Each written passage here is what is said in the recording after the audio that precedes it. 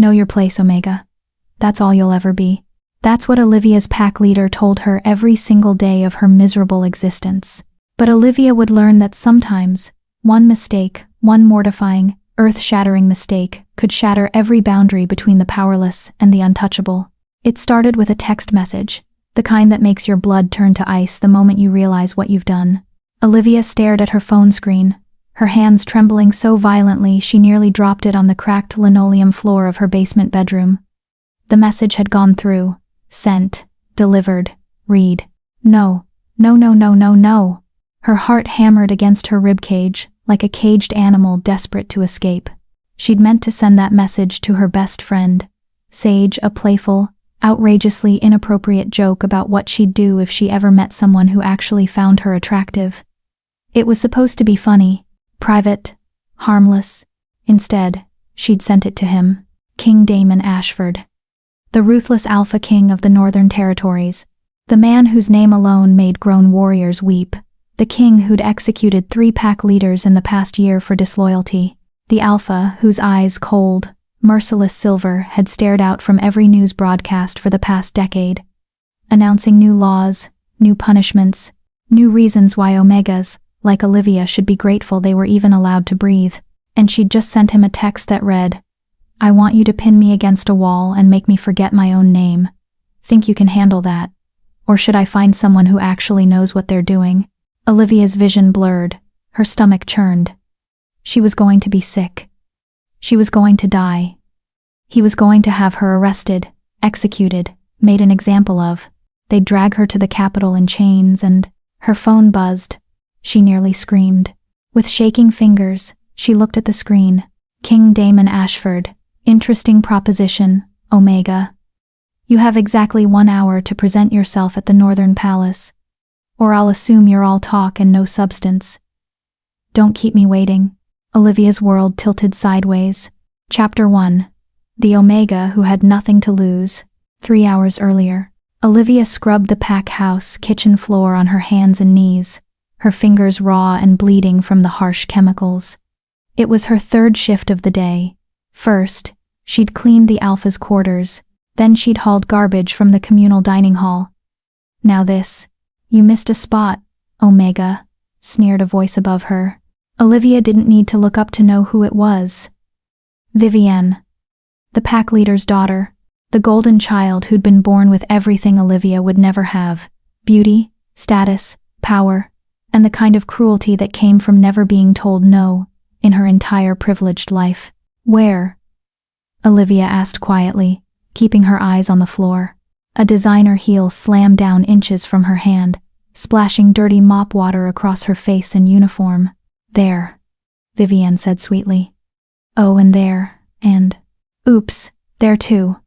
She accidentally kicked over the bucket, sending grimy water flooding across the floor. Olivia had just spent 2 hours cleaning. Clumsy me. You'd better get that cleaned up before Mother sees it. You know how she feels about slovenly Omegas. Olivia's jaw clenched. She wanted to scream. She wanted to grab Vivienne's perfect blonde hair and slam her face into the... No. Don't. You're nothing. You have nothing. You are nothing. Yes, Vivienne. Olivia whispered. That's Miss Vivienne to you, Omega. Yes, Miss Vivienne. Vivienne's laughter echoed down the hallway as she walked away, probably off to meet her fiancé, some wealthy beta from the Eastern Packs who looked at Olivia like she was dirt on his shoe. Olivia stayed on her knees, staring at the ruined floor, and felt something inside her crack just a little bit more. She was 23 years old. She'd been a slave because that's what Omegas were in the Crimson Ridge Pack, no matter what pretty words they used, since she was 16. 7 years of this. 7 years of, yes, Alpha, and sorry, Alpha, and I'll clean that up, Alpha. 7 years of being nothing. Her parents were dead, killed in a rogue attack when she was 15. The pack had graciously allowed her to stay, but only if she worked to earn her keep. Which meant she worked 18-hour days for no pay, lived in a basement with 3 other Omegas, and ate whatever scraps were left after everyone else had eaten. And the worst part? This was considered mercy, because Omegas without packs didn't survive, rogues didn't survive. The king's law was clear. Every wolf belonged to a pack, or they were hunted down like rabid dogs. So Olivia scrubbed floors and swallowed her rage and told herself that one day, maybe, things would get better. She didn't believe it anymore. Later, that evening, Olivia collapsed onto her thin mattress in the basement, every muscle in her body screaming. Sage, her only friend in this hellhole, was already in bed, scrolling through her phone. "Rough day?" Sage asked without looking up. "They're all rough days," Olivia muttered. "Fair point." Sage finally glanced over, her dark eyes sympathetic. "Vivienne again?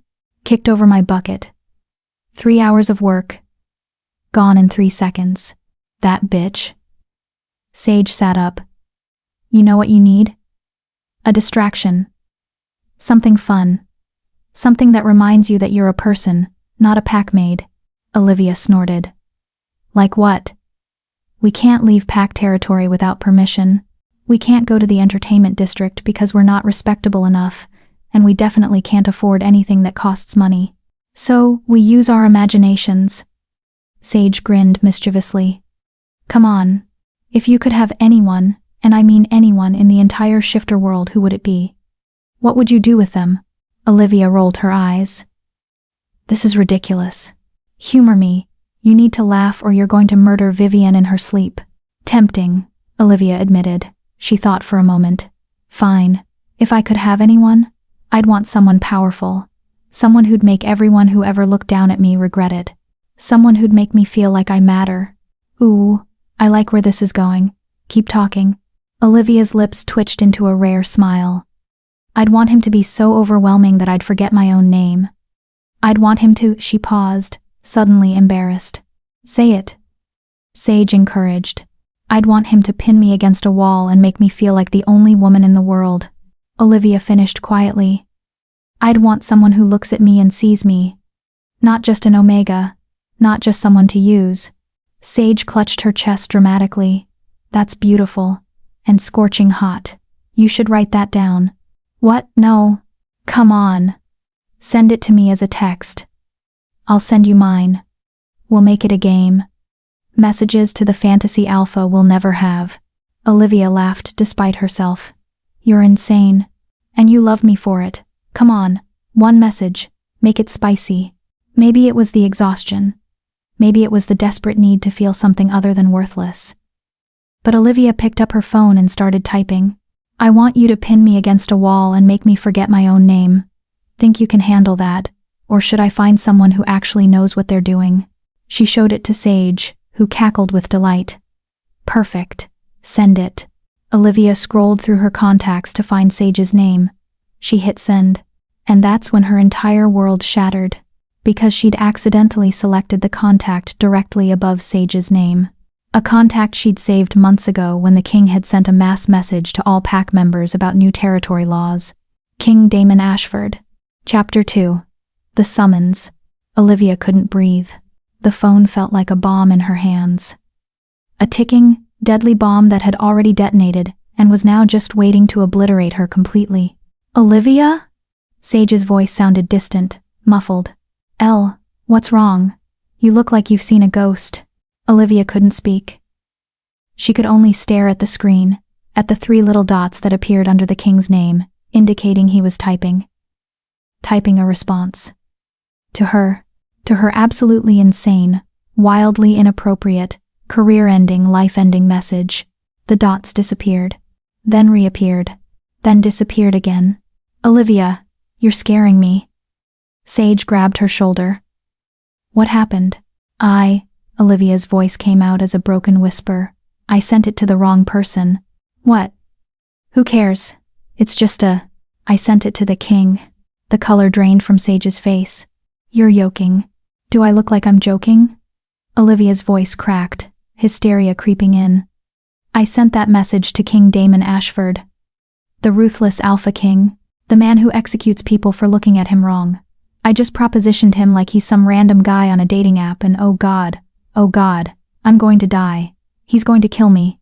He's going to make an example of me. They're going to." Her phone buzzed. Both women screamed. Olivia's hands shook so badly she almost dropped the phone. With trembling fingers, She opened the message. King Damon Ashford. Interesting proposition. Omega. You have exactly 1 hour to present yourself at the Northern Palace.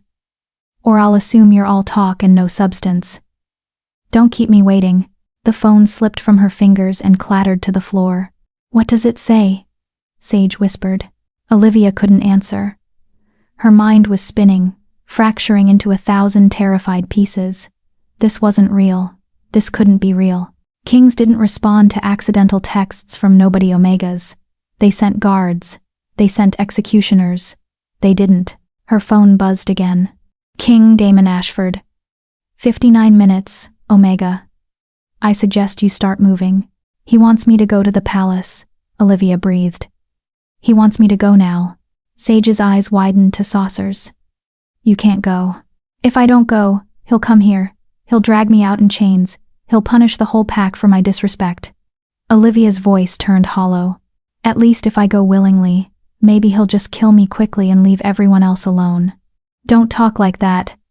Sage grabbed both of Olivia's hands. You don't know what he wants. Maybe he's just curious. Maybe he found it funny. The ruthless Alpha King doesn't find things funny, Sage. He finds things offensive, treasonous, or worthy of execution. Olivia pulled her hands away and stood on shaking legs. I have to go. I have to face this. Then I'm coming with you. No.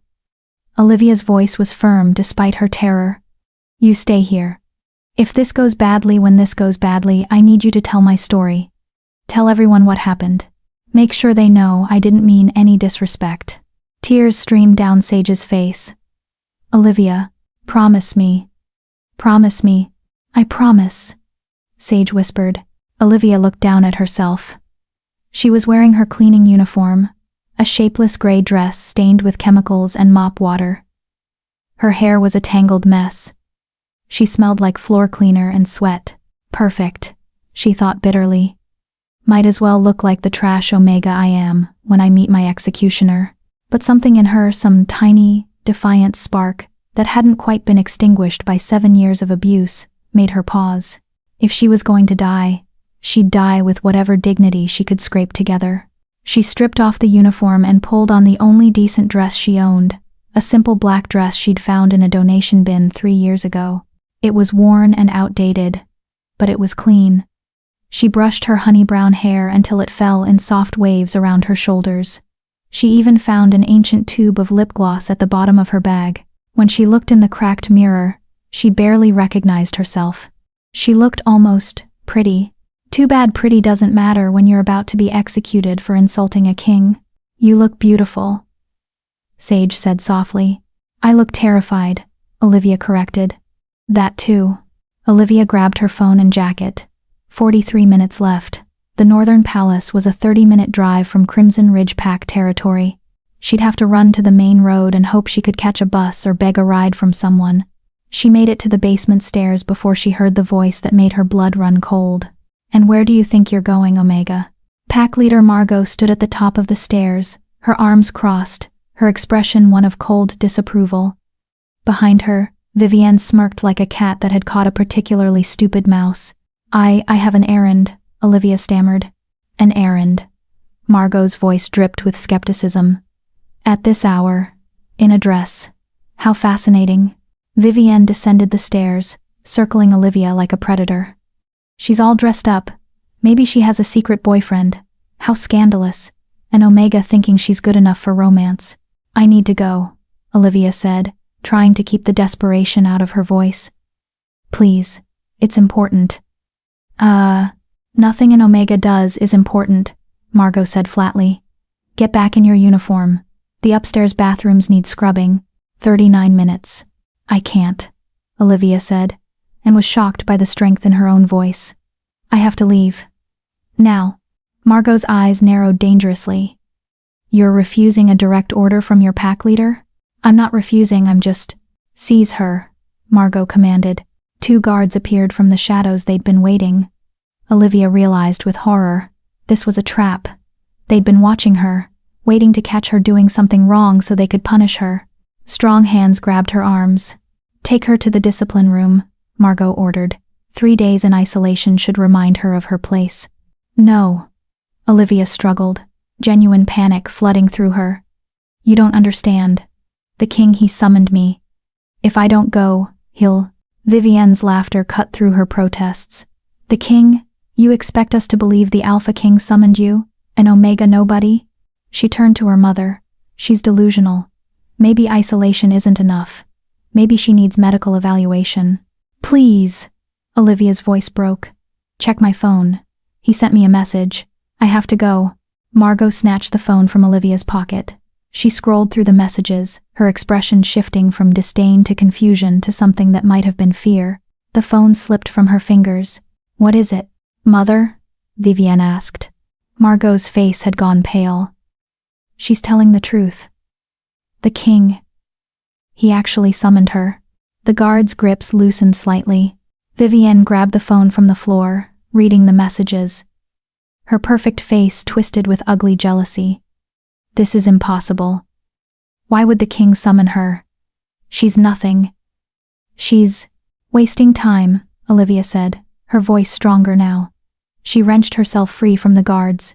I have 35 minutes to reach the palace, or the king will assume I'm defying him. And when he comes looking for answers, what will you tell him? That you prevented me from answering his summons? The color drained from Margot's face completely. Let her go, she whispered. Now. The guards released her immediately. Olivia didn't wait for them to change their minds. She bolted up the stairs, through the pack house, and out into the cold night air. Her legs burned as she ran toward the main road, her heart hammering against her ribs. A sleek black car was waiting at the pack territory border. A driver in royal livery stood beside it, his expression neutral. Miss Olivia? She skidded to a stop, gasping for breath. Yes? His Majesty anticipated you might have difficulties leaving. I'm here to escort you to the palace. He opened the back door. We have 32 minutes. That's more than enough time. Olivia climbed into the car on shaking legs. The interior was pure luxury leather seats, soft lighting, the faint scent of expensive cologne. As the car pulled away from the only home she'd known for 7 years, Olivia stared out the window and tried to prepare herself for whatever awaited her. Death, probably. But maybe, just maybe, something else entirely. The city lights of the capital appeared on the horizon, and the northern palace rose above them, like a crown of glass and steel and ancient stone. Beautiful and terrifying in equal measure.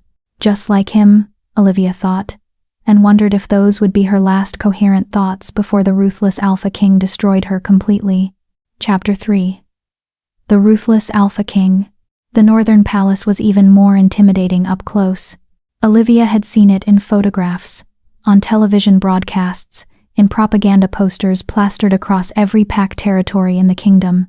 But nothing prepared her for the reality of it the way it seemed to pierce the sky itself. All gleaming obsidian and silver, with ancient stone foundations that had witnessed centuries of bloodshed and power. The car pulled through gates that were guarded by warriors who looked like they could snap her in half without breaking a sweat. Their eyes tracked her with cold assessment as the vehicle passed, and Olivia wondered if they were calculating how quickly they could kill her if ordered. Probably very quickly. The driver stopped at a private entrance, away from the grand main doors where visiting dignitaries and pack leaders would normally enter. This entrance was smaller, more discreet, the kind of entrance used for people who weren't supposed to be seen. Or people who aren't supposed to leave, her mind whispered darkly. Miss Olivia, the driver said, opening her door. Someone will escort you from here. She climbed out on trembling legs. The air was colder here, sharper, as if even the weather knew to be more severe in the king's presence. A woman appeared from the shadows, tall, elegant, with silver hair swept into an immaculate bun and eyes that missed nothing. She wore the formal attire of a high-ranking palace official, and her expression was carefully neutral. I am Cordelia, the king's senior advisor, she said crisply. You are Olivia of Crimson Ridge Pack? Yes, ma'am. Cordelia's eyes swept over her, assessing, calculating. You're late by 43 seconds. His Majesty is displeased. Olivia's stomach dropped. I came as fast as I could. My pack leader tried to save your explanations for the king. Cordelia turned sharply. Follow me. Do not speak unless spoken to. Do not touch anything. Do not look directly at His Majesty unless he commands it. Do you understand? Yes, ma'am. They entered the palace through corridors that seemed designed to intimidate. Everything was sharp angles and cold perfection, marble floors polished to mirrors, walls adorned with portraits of previous Alpha Kings who stared down with varying degrees of cruelty, and the occasional splash of crimson in the decor that reminded visitors exactly what happened to those who displeased the crown. Olivia's heart hammered against her ribs. Every step felt like walking toward an execution, which, she supposed, she probably was. They climbed a grand staircase, turned down another corridor, and finally stopped before massive double doors made of dark wood inlaid with silver. Cordelia knocked twice. Enter. The voice from inside was deep, commanding, and sent shivers down Olivia's spine. This is it. This is where I die. Cordelia pushed open the doors and gestured for Olivia to enter. His Majesty will see you now. Olivia forced her legs to move. She stepped into the room, and the doors closed behind her with a soft, final click. The office was enormous. High ceilings, floor-to-ceiling windows overlooking the city, shelves lined with ancient texts and modern technology. A fireplace crackled on one wall, casting dancing shadows across the space, and behind a massive desk sat the man who ruled the entire Northern Territories with an iron fist. King Damon Ashford. Olivia's breath caught. The photographs didn't do him justice, didn't capture the raw, overwhelming presence of him. He was tall. She could tell even with him seated, broad-shouldered, with dark hair that was slightly too long to be properly formal, and eyes that were indeed silver, but not the cold, dead silver she'd expected. They were molten metal, burning with intelligence and something else she couldn't quite name. He was handsome in the way. A sword was handsome, all sharp edges and deadly precision. He was terrifying. He was, staring at her with an expression she couldn't read. "You're shorter than I expected," he said finally. Of all the things Olivia had anticipated him saying, that wasn't one of them. "I what?" "Shorter." He leaned back in his chair, those silver eyes tracking her every movement. "From your text message, I expected someone taller, more confident, someone who could actually back up such bold words." Heat flooded Olivia's cheeks. "Your Majesty, I need to apologize. That message was a terrible mistake. It was supposed to go to my friend, and I accidentally, I'm aware." He cut her off with a gesture. "I had my tech team trace the message origins. They confirmed you were composing texts with a friend, engaging in what I believe is called fantasy roleplay." He said the words with the faintest hint of distaste, as if the concept was beneath him. "So, you didn't mean to proposition your king?" "No, I mean yes, I didn't mean to. I would never," Olivia stammered, tripping over her words. "I have nothing but respect for you, Your Majesty. I wasn't trying to be disrespectful or inappropriate, I just—" "Stop." His voice was quiet but commanded instant obedience. "Stop apologizing. It's tedious." Olivia's mouth snapped shut. Damon stood, and Olivia's assessment was correct. He was tall, easily over 6 feet, and moved with the fluid grace of a predator. He circled around his desk, each step deliberate, and Olivia had to fight the urge to back away. He stopped a few feet from her, close enough that she could smell his scent, cedar, and winter frost, and something uniquely him that made her wolf stir for the first time in years. "No. Absolutely not. Do not react to him. Do not. Look at me," he commanded. Olivia's eyes snapped up to meet his, even though Cordelia had explicitly told her not to look at him directly. But she couldn't disobey a direct order from the king himself. Those silver eyes bore into hers, searching, analyzing. "You're terrified." It wasn't a question, but Olivia answered anyway. "Yes, Your Majesty." "Of me? Of what you'll do to me for my disrespect?" A ghost of something amusement, curiosity, flickered across his face. "And what do you think I'll do to you?" "Execute me," Olivia said quietly. "Make an example of me. Show the kingdom what happens to Omegas who forget their place." He tilted his head slightly. "Is that what you've been taught? That I execute people for minor offenses? You execute pack leaders for disloyalty.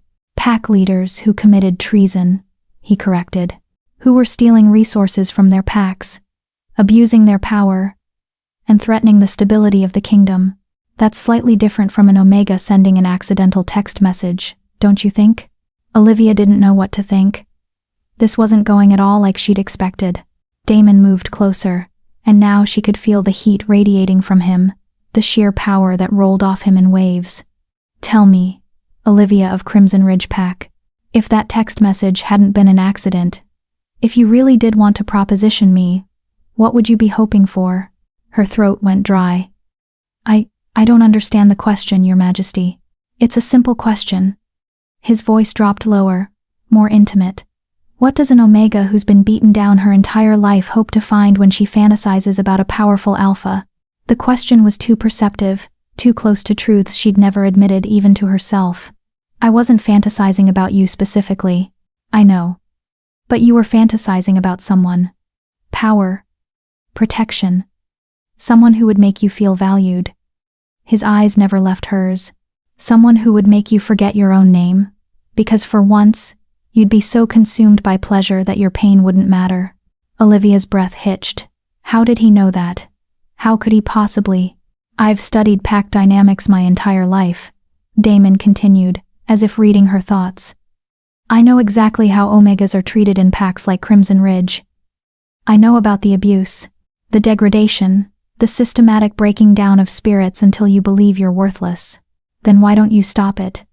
The words burst out before Olivia could stop them. A dangerous silence filled the room. Idiot. You absolute idiot. You just challenged the king. But Damon didn't look angry. If anything, he looked interested.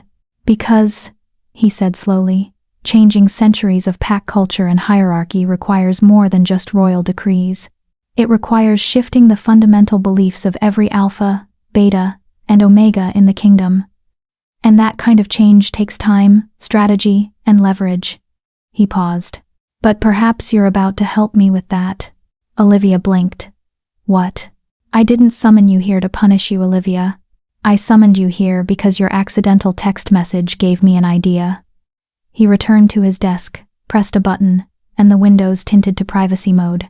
An idea that could benefit us both. I don't understand. You will. He gestured to a chair. Sit. Olivia sat, her mind reeling.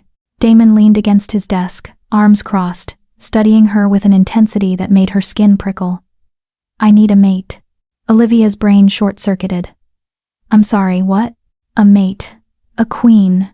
Someone to stand beside me and help reshape this kingdom's attitude toward Omega rights. His expression was unreadable. And you, Olivia of Crimson Ridge Pack, just became a very interesting candidate. The room spun. This wasn't execution. This was something infinitely more dangerous. Chapter 4. The Proposal. Olivia was certain she'd misheard him. Your Majesty, she said carefully. I think there's been some kind of misunderstanding. I'm an Omega. A nobody Omega from a pack that treats me like garbage. You're the Alpha King. You can't possibly be suggesting. I'm not suggesting anything. Damon interrupted. I'm proposing a mutually beneficial arrangement. He moved to a cabinet, poured 2 glasses of amber liquid, and offered one to her. Drink. You look like you're about to pass out. Olivia took the glass with trembling hands and downed it in one gulp. The liquor burned down her throat, but it cleared some of the fog from her mind. You want me to be your mate, your queen. Potentially, yes. Why? Because you're perfect. Olivia laughed a sharp, hysterical sound. I'm the furthest thing from perfect. I'm weak.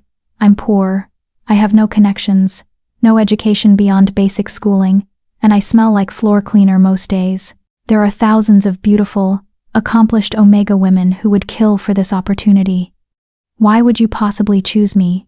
Damon's lips curved into something that wasn't quite a smile. Because you're precisely what I need to make my point. What point? He set down his glass and faced her fully.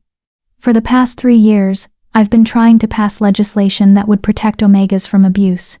Fair wages, safe working conditions, the right to reject unwanted bonds, basic dignity. His voice hardened. Every single proposal has been blocked by the Alpha Council.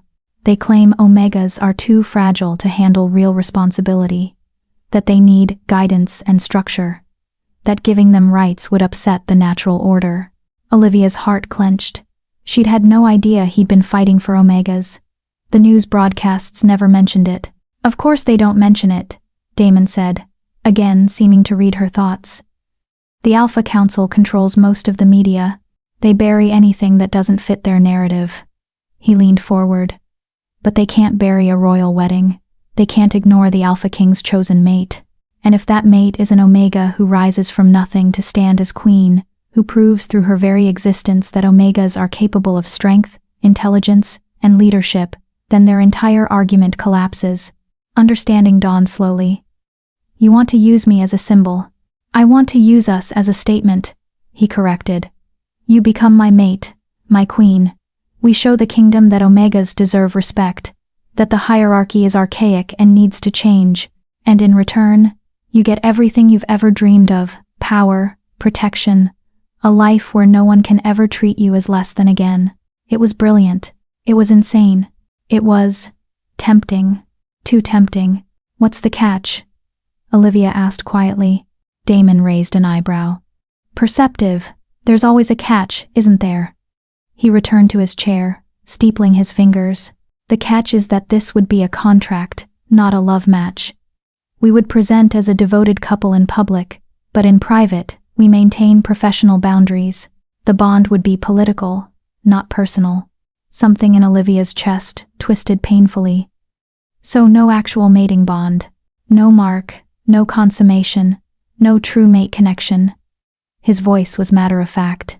I need a partner who can help me change the kingdom, not someone who'll become emotionally dependent and complicate matters. That's very romantic, Olivia said dryly. I'm not interested in romance. I'm interested in revolution. And what happens when you meet your actual true mate? When you want a real queen? Damon's expression shuddered. I don't believe in true mates. That's a fairy tale Omegas tell themselves to make their bondage seem more palatable. His voice was cold now, clinical. Mate bonds are just biology, pheromones, and instinct. They can be resisted. Olivia studied him. There was something beneath his words, some old wound he was covering with cynicism. But she didn't dare press. So, she said slowly, you want me to become your fake mate, help you pass legislation to protect Omegas, and then what? We stay in a loveless political marriage forever? The contract would last 5 years, Damon said. Long enough to establish precedent and pass the necessary laws. After that, we could quietly dissolve the bond claim, incompatibility, or irreconcilable differences. You'd be set for life. Wealth, status, protection. You could live wherever you want, do whatever you want. No one would dare mistreat a former queen. 5 years of pretending to be in love with the most dangerous man in the kingdom. 5 years of living a lie. 5 years of having everything she'd ever wanted, except the one thing she'd truly craved: someone who actually cared about her. And if I say no? Olivia asked. Then you return to Crimson Ridge Pack, and we both forget this conversation ever happened. His silver eyes held hers. I won't punish you for the text message. You're free to leave. But Olivia, think carefully. When will you ever get another chance to escape that basement? To matter? The words hit like a physical blow because they were true. This was her chance. Her one, singular opportunity to become something more than an abused Omega scrubbing floors for people who despised her. But it would cost her. It would cost her any hope of finding real love, real connection. She'd be trading one kind of prison for another, a gilded cage instead of a basement, but a cage nonetheless. How long do I have to decide? She whispered. Tonight. Damon's voice was implacable. If you agree, we announce the engagement tomorrow. Strike while the shock value is highest. If you refuse, you leave now and never speak of this to anyone. That's not enough time to. Life doesn't give us enough time for anything important. He cut her off. We make decisions with incomplete information and hope they're the right ones. So, decide, Olivia. Stay a victim or become a queen. Olivia closed her eyes.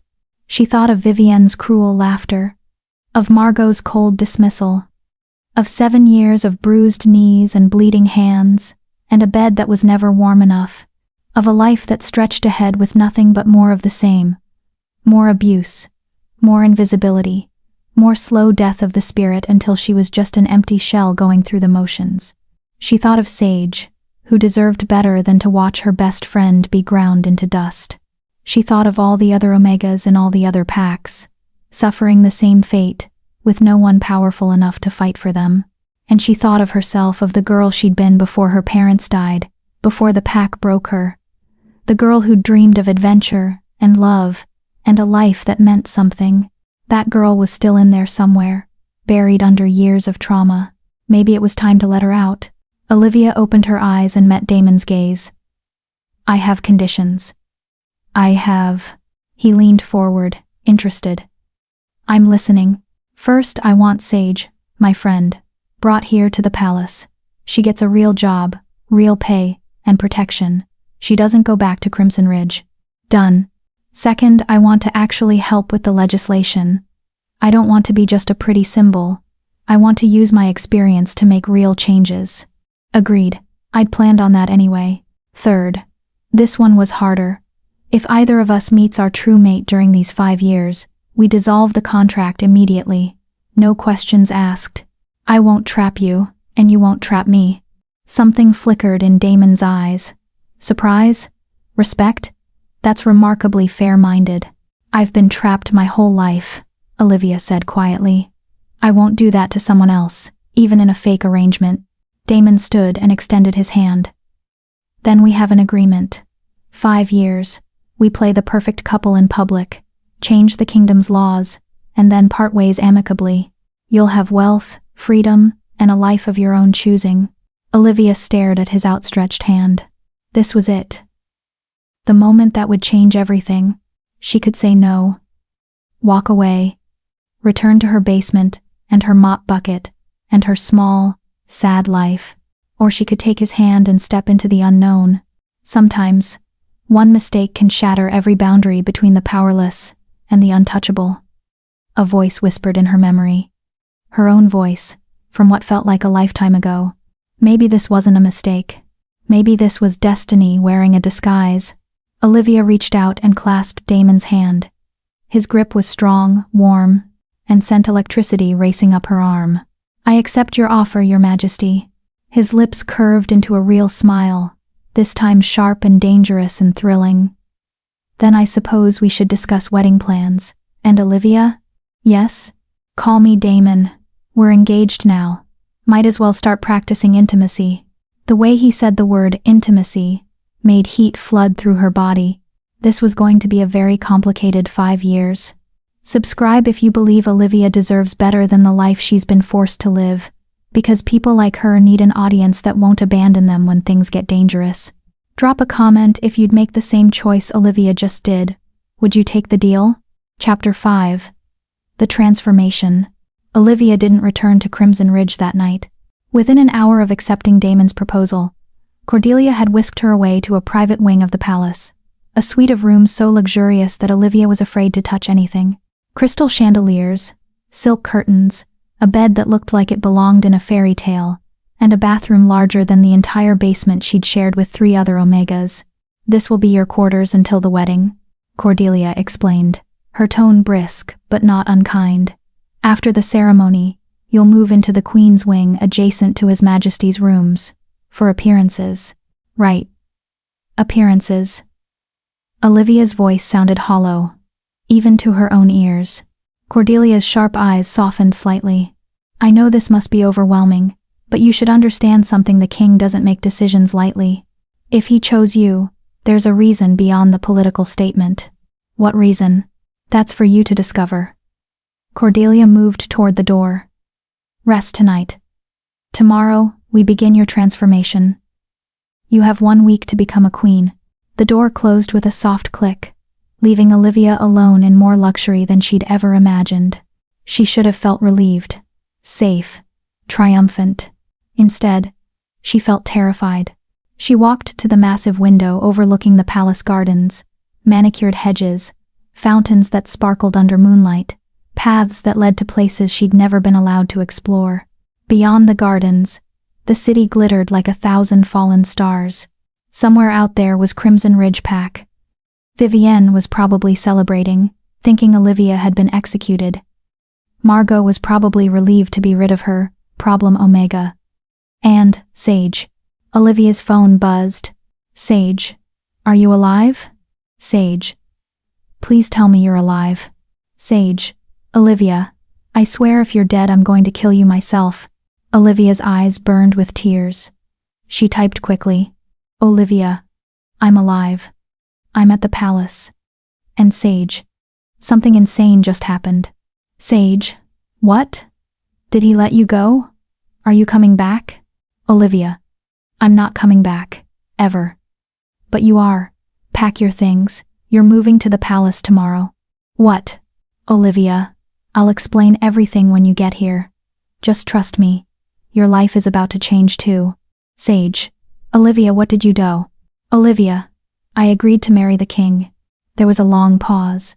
Then, Sage. I'm sorry. My phone must be broken because it looks like you just said you're marrying the Alpha King. Olivia. Your phone isn't broken. Sage. Explain. Now. Olivia spent the next 20 minutes typing out everything. The accidental text, the summons, the proposal, the contract, the 5-year plan. Everything except the part about it being fake. That detail felt too dangerous to put in writing, even to her best friend. Sage. This is the most insane thing I've ever heard. Sage. I'm so proud of you. Sage. Also terrified for you. Sage. But mostly proud. Sage. You're going to be a queen. Olivia, a fake queen. But yes. Sage. Doesn't matter. You're getting out. We're both getting out. I could cry. Olivia. Save the tears for tomorrow.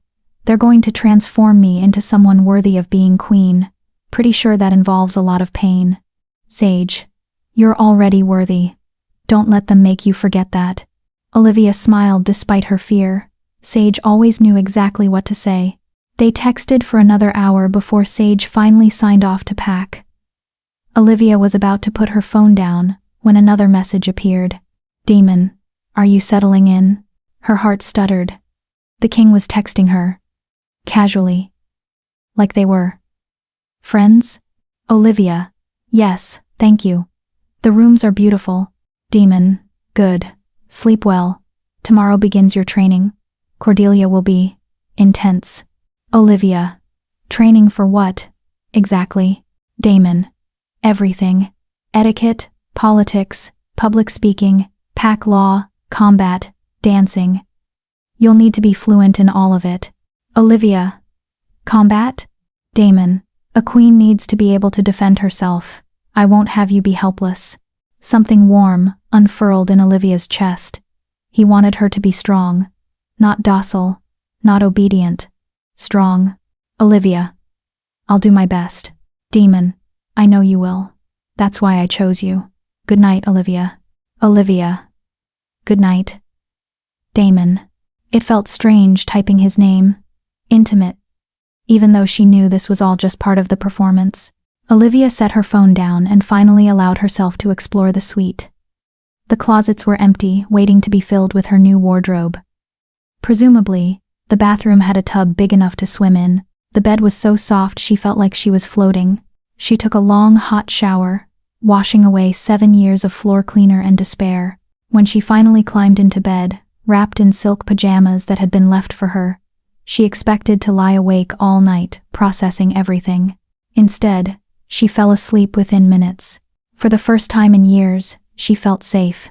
The next morning, Olivia woke to someone shaking her shoulder urgently. Up. Now. We have 9 hours before the press conference, and you look like a disaster. Olivia blinked blearily at Cordelia, who stood beside the bed looking like she'd already conquered 3 kingdoms before breakfast. Press conference? The king is announcing your engagement at 3 o'clock this afternoon, which means you need to be camera-ready, poised, and capable of not fainting when 100 reporters start screaming questions at you. Cordelia yanked the curtains open, flooding the room with brutal morning sunlight. We have our work cut out for us. What followed was the most exhausting 9 hours of Olivia's life. First came the wardrobe team, a battalion of stylists who measured every inch of her body, debated her color palette, and dressed her in outfit after outfit, until they found the one. A deep emerald dress that hugged her curves, made her honey brown hair glow, and somehow made her look regal instead of terrified. Green is the royal color, one stylist explained. It symbolizes growth, renewal, and power, perfect for an Omega Queen breaking tradition. Then came hair and makeup, 2 hours of styling, primping, and teaching her how to enhance her natural beauty, which apparently involved a shocking amount of products. "You have beautiful eyes," the makeup artist said, applying something that made them seem larger, brighter. "We're going to make sure everyone notices them." Then came the etiquette lessons. Chin up, shoulders back, spine straight, Cordelia barked as Olivia practiced walking in heels. "You're a queen now, not a servant. Stop apologizing with your body language." "How do I apologize with ow?" Olivia stumbled in the ridiculously high heels. "Like that. You hunch. You make yourself smaller. Queens don't make themselves smaller." Cordelia demonstrated spine straight, head high, movements fluid and confident. "Try again." Olivia tried, and fell, and tried again. By the 5th attempt, something clicked. She stopped thinking about not falling, and started thinking about where she was going. Her body followed. "Better," Cordelia said with the faintest hint of approval. "You're a fast learner." Next came media training. "Never say no comment," a thin man named Julian instructed. "It makes you look guilty. Instead, redirect." "That's an excellent question, but what I'd really like to focus on is..." And then pivot to your message. "What is my message?" "That Omegas deserve dignity. That the king chose you because he sees potential the rest of the kingdom has been blind to. That love," Julian paused, glancing at Cordelia, who nodded slightly, "can happen between any two wolves, regardless of status." "Love, right. The lie they'd be selling." "They're going to ask about your background," Julian continued. "About Crimson Ridge Pack. About how you met the king. We've prepared a script." "No script." Damon's voice cut through the room like a blade. Everyone turned. He stood in the doorway, dressed in formal black, looking every inch the powerful king he was. His silver eyes found Olivia and held. "Your Majesty," Julian stammered. I know what you were doing, and I'm telling you no script." Damon moved into the room, his gaze never leaving Olivia. "She speaks from the heart, or this doesn't work. People can smell lies. We need authenticity. But Your Majesty, if she says the wrong thing, then we deal with it." Damon stopped in front of Olivia. "How are you holding up?" "I'm terrified," she admitted. "And my feet hurt. And I'm not sure I can do this." A ghost of a smile touched his lips. "Good. If you weren't terrified, I'd be worried. Fear means you understand the stakes." He reached out, adjusted a strand of her hair that had fallen out of place. The gesture was surprisingly gentle. "But you can do this." "Do you know how I know?" "How?" "Because you've survived 7 years of abuse that would have broken most people. You're stronger than you think." His voice dropped lower. "And today, you show the entire kingdom exactly what Omegas are capable of." Something in his words steadied her. He believed in her. Or at least, he believed in what she represented. It would have to be enough. "Okay," Olivia said, squaring her shoulders the way Cordelia had taught her. "Let's do this." Damon's smile widened. "There she is. There's my queen. My queen." The words sent electricity through her, even though she knew they were just part of the performance. This was going to be so much harder than she'd thought. 2 hours later, Olivia stood backstage at the palace press room, her heart trying to beat its way out of her chest. Through a gap in the curtain, she could see the crowd of reporters, dozens of them, cameras ready, voices already buzzing with speculation about why the king had called an emergency press conference. Sage had arrived an hour ago and was waiting in the audience, her eyes wide with shock and pride. Seeing her best friend there, supporting her, gave Olivia strength. "Ready?" Damon appeared beside her, looking infuriatingly calm. "No." "Perfect. Neither am I." At her shocked look, he added, "I'm always nervous before public addresses. The day I stop being nervous is the day I stop caring about getting it right. That's actually helpful. Thank you." Don't thank me yet. Wait until we survive the next hour. He offered his arm. Shall we? Olivia took his arm, feeling the solid strength of him, the warmth that radiated through his formal jacket. They stepped into the lights together. The room erupted. Chapter 6. The Announcement. Camera flashes exploded like lightning strikes. The noise was deafening, shouted questions overlapping, the clicking of cameras, the rustle of notepads and tablets, as reporters scrambled to document every second. Olivia's instinct was to shrink back, to make herself small and invisible the way she'd been trained her entire life. But Damon's hand covered hers where it rested on his arm, a silent reminder. Queens don't make themselves smaller. Olivia lifted her chin and walked beside him to the podium, her heels clicking against the marble floor with each step. She could feel hundreds of eyes on her, assessing, judging, questioning. Who was this nobody Omega standing beside their king? Damon stopped at the podium, and the room gradually quieted. When he spoke, his voice carried the weight of absolute authority. Thank you all for coming on such short notice, he began. I have an announcement that will reshape the future of the Northern Territories. The reporters leaned forward as one.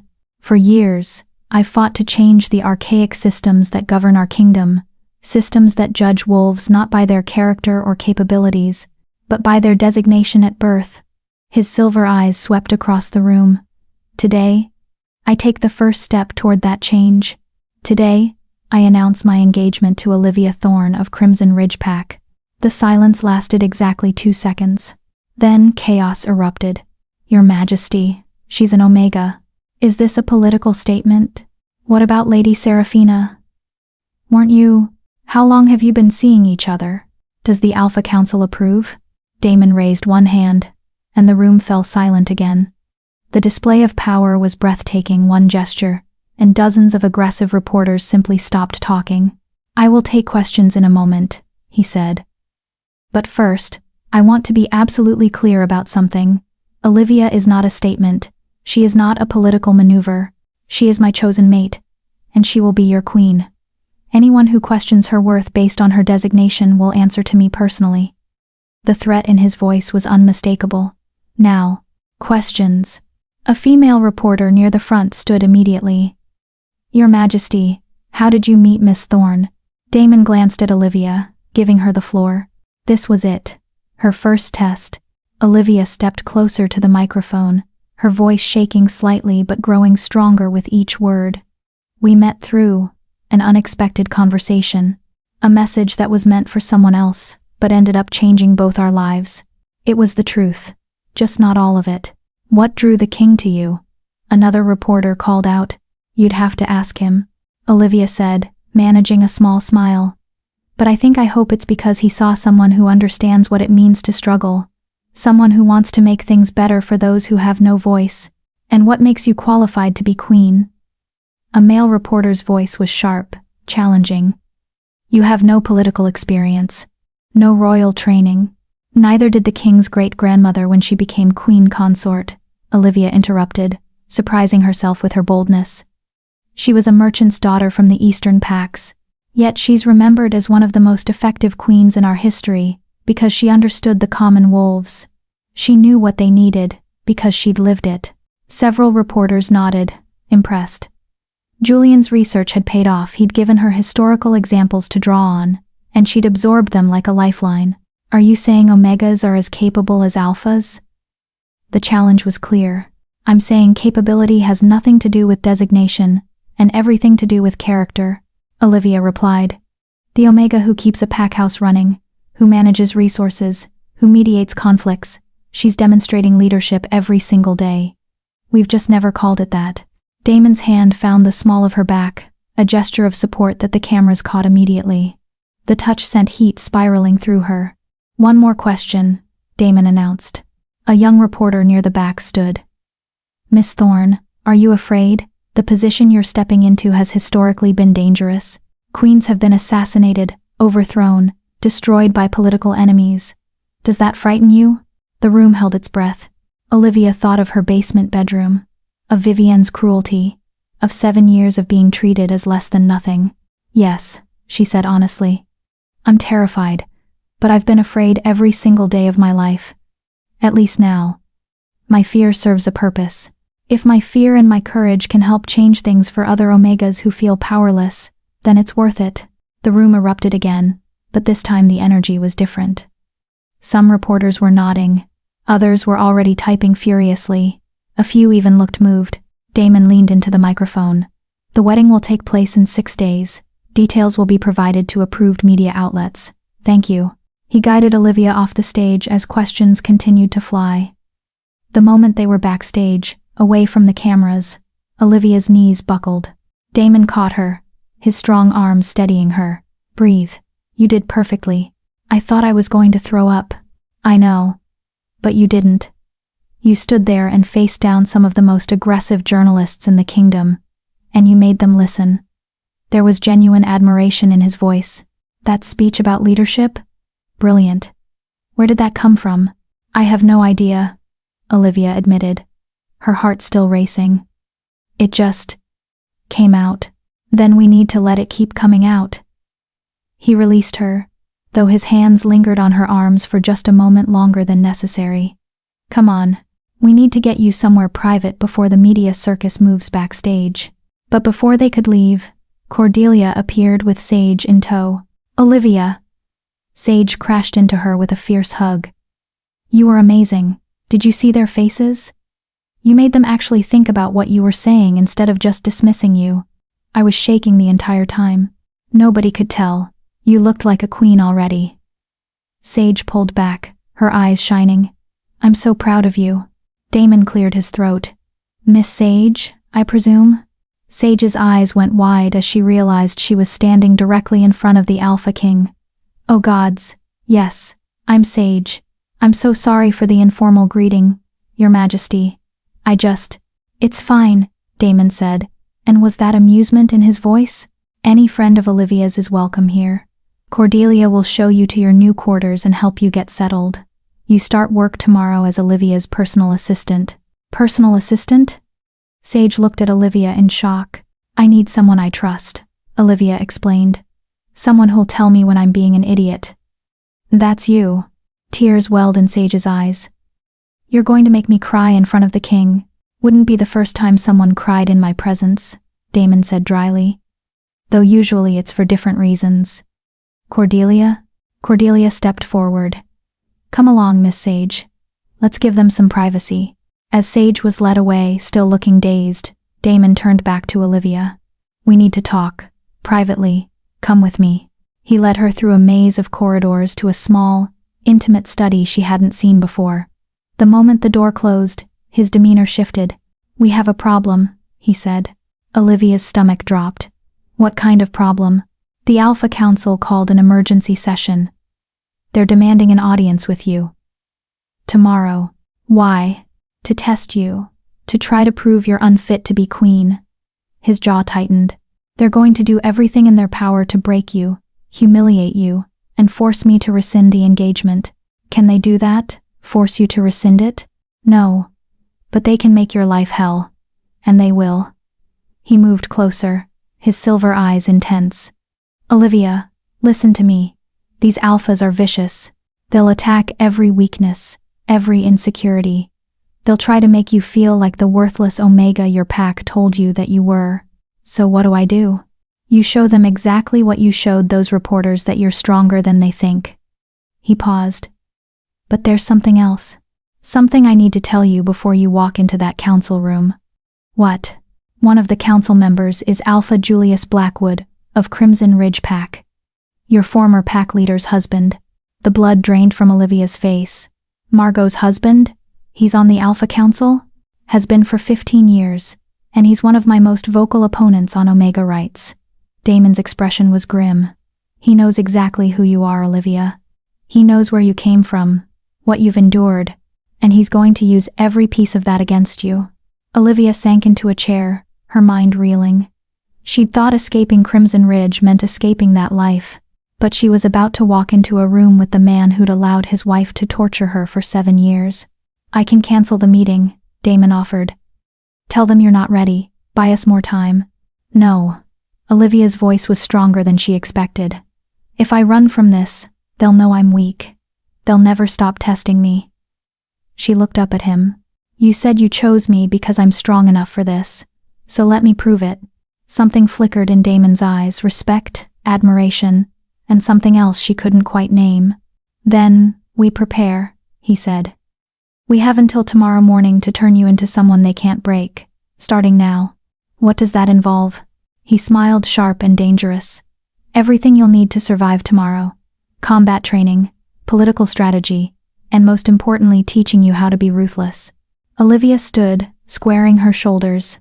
Then let's begin. If Olivia's courage in the face of impossible odds moves you, subscribe so you never miss stories of underdogs rising to power. Stories like these deserve an audience that truly cares. Drop a comment. What would you say to the Alpha Council if you were in Olivia's position? Chapter 7. The Preparation. The training room was unlike anything Olivia had ever seen. Weapons lined the walls, swords, staffs, daggers gleaming under harsh fluorescent lights. Training mats covered the floor. Mirrors reflected every angle, making the space feel both larger and more intimidating. Damon had changed into training clothes, dark pants, and a fitted shirt that revealed exactly how muscular he was. Olivia tried not to stare, and failed miserably. First lesson, he said, tossing her a staff. Defense. Olivia caught it clumsily. I thought you were teaching me political strategy. I am. Politics is war without the blood, usually. He picked up his own staff, twirling it with practiced ease. But sometimes, the best political move is demonstrating that you're not afraid of a fight. The Alpha Council respects strength above all else. So we're going to make sure you can project it. I don't know how to fight. Then you're about to learn. Attack me. Olivia blinked. What? Swing the staff. Try to hit me. Don't hold back. When she hesitated, his voice sharpened. That's an order, Olivia. Attack your king. Something about the command, the way he was deliberately provoking her, sparked anger. All the rage she'd swallowed for 7 years suddenly had an outlet. She swung the staff. Damon blocked it effortlessly, the crack of wood against wood echoing through the room. Predictable. You telegraphed that swing from across the room. Again. Olivia attacked again. And again. Each time, he blocked her. With minimal effort, his movements fluid and controlled, while hers were wild and desperate. You're fighting angry, he observed, not even breathing hard. Anger makes you sloppy. Control it. Use it as fuel, not as your engine. Easy for you to say, Olivia panted, already exhausted. You're not the one who's been powerless your entire life. No, I'm the one who had power thrust upon me at 16 when my father was assassinated in front of me. His voice was cold. I had to lead a kingdom while I was still grieving, still learning, still terrified. So don't assume I don't know what it feels like to be overwhelmed. Olivia lowered her staff, startled by the revelation. I didn't know. I'm sorry. Don't apologize. Learn. He moved closer, adjusting her grip on the staff. His hands covered hers, guiding her into the proper stance. Power isn't about strength. It's about precision. About knowing exactly where to strike to make the most impact. Try again. This time, aim for my weak points, joints, solar plexus, throat. They trained for 2 hours straight. By the end, Olivia was drenched in sweat, her muscles screaming, but she'd managed to land 3 hits, 3 tiny victories, that felt monumental. Better, Damon said, offering her water. You're a natural fighter. You just needed permission to fight back. I'm not sure 3 hits counts as fighting back. Against me? 3 hits is impressive. I've trained my entire life. He studied her with an intensity that made her skin tingle. Tomorrow, when Julius Blackwood tries to intimidate you, I want you to remember this feeling. The feeling of landing a hit against someone more powerful than you. Hold on to that. And if he attacks me verbally? I can't exactly hit him with a staff. No. But you can use words just as effectively. Damon set down his staff and gestured for her to follow him to a sitting area adjacent to the training room. Which brings us to Lesson 2. Verbal combat. For the next 3 hours, Damon drilled her on Alpha Council politics. Julius Blackwood's weakness is his pride, Damon explained, pacing as he spoke. He believes Omegas are fundamentally inferior. So when you demonstrate intelligence, composure, or strength. It threatens his entire worldview. Use that. How? By staying calm when he expects you to break. By answering his attacks with logic instead of emotion. By making him look unreasonable in front of the other council members. Damon stopped pacing, fixing her with his silver gaze. I'll give you an example. He'll probably say something like, "Miss Thorne, you have no education, no political experience, and no understanding of what it means to rule. What makes you think you're qualified to be queen?" Olivia's stomach churned just imagining it. And I say? You say, "Alpha Blackwood, I've spent 7 years managing a pack house, organizing resources, mediating conflicts, and ensuring everything ran smoothly despite having no authority and limited resources. If I can do that with nothing, imagine what I'll accomplish with the full support of the crown." Damon's lips curved. Then you smile. Sweetly. And wait for him to implode. That's actually brilliant. I've been dealing with the Alpha Council for a decade. I know how they think. He sat across from her. Your turn. I'll play Julius. Respond to whatever I say. What followed was the most intense verbal sparring Olivia had ever experienced. Damon attacked her with every insult, every doubt, every cruel question she might face. And slowly, painfully, she learned to respond. Not with anger, not with tears, but with calm, devastating logic that turned each attack back on itself. You're nothing but a basement rat pretending to be a queen. And yet, this basement rat is sitting across from the Alpha King as his chosen mate.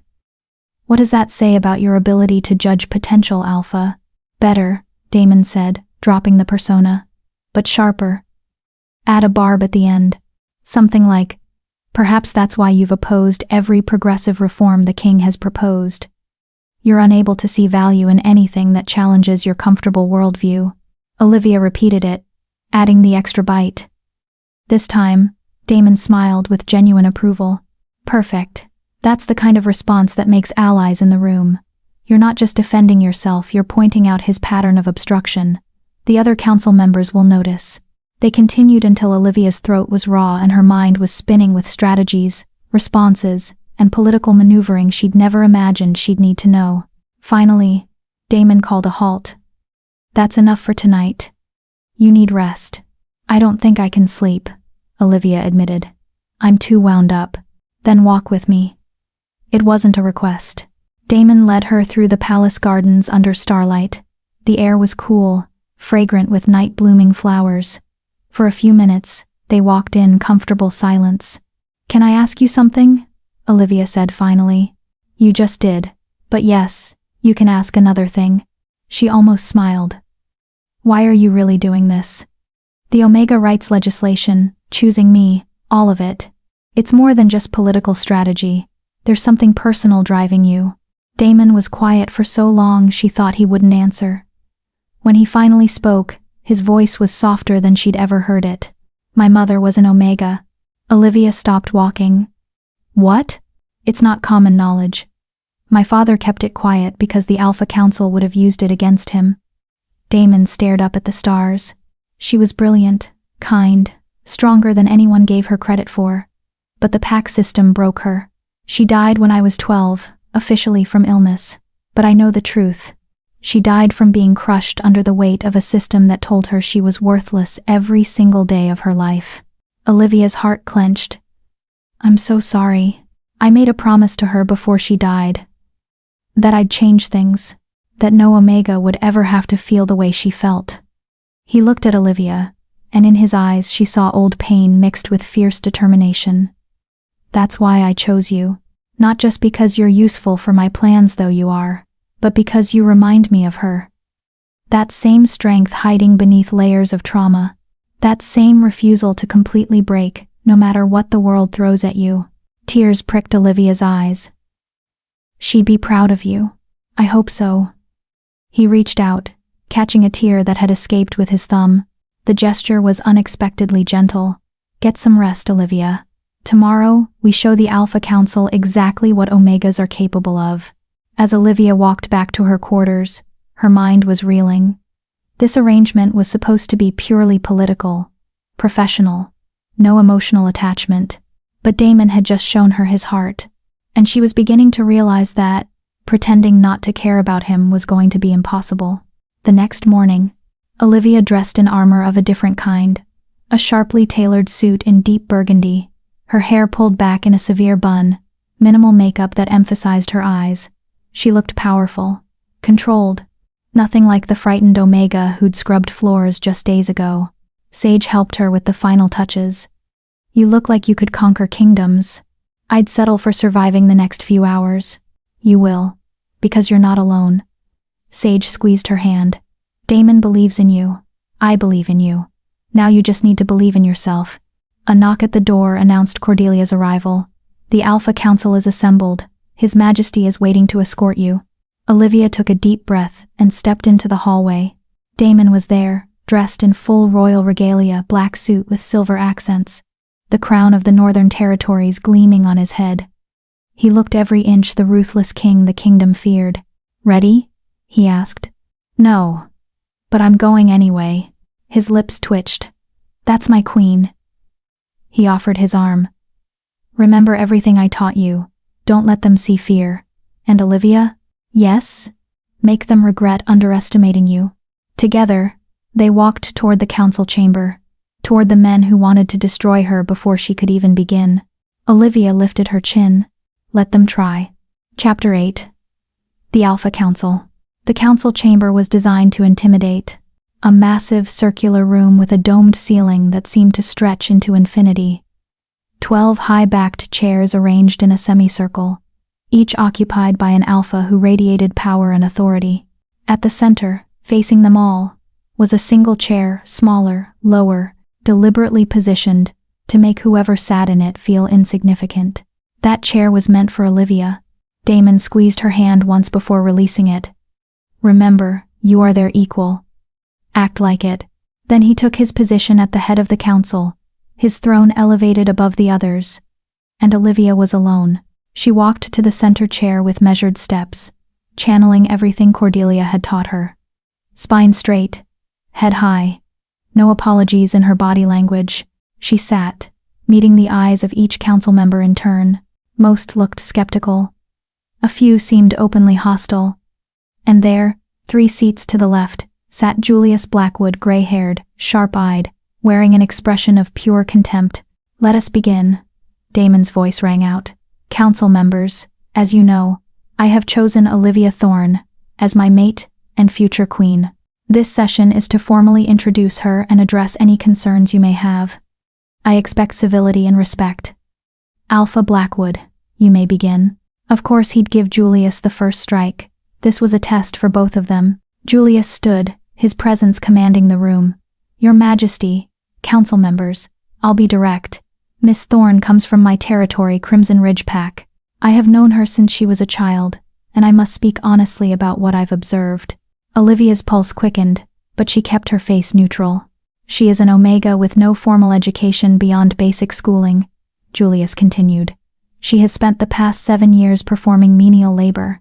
She has no political training, no understanding of governance, no connections or alliances that would strengthen the crown.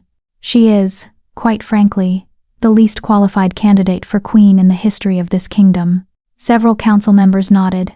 "Furthermore," Julius pressed, "her sudden elevation sends a dangerous message to Omegas across the kingdom that they can aspire beyond their natural station. This will create instability, unrealistic expectations, and challenges to the pack hierarchy that has served us for centuries. Are you finished, Alpha Blackwood?" Damon's voice was ice. "Not quite, Your Majesty. I have one question for Miss Thorne." Julius turned his cold gaze on her. "Tell this council what makes you believe you're qualified to stand beside our king when you couldn't even earn a position above servant in your own pack." The room fell silent.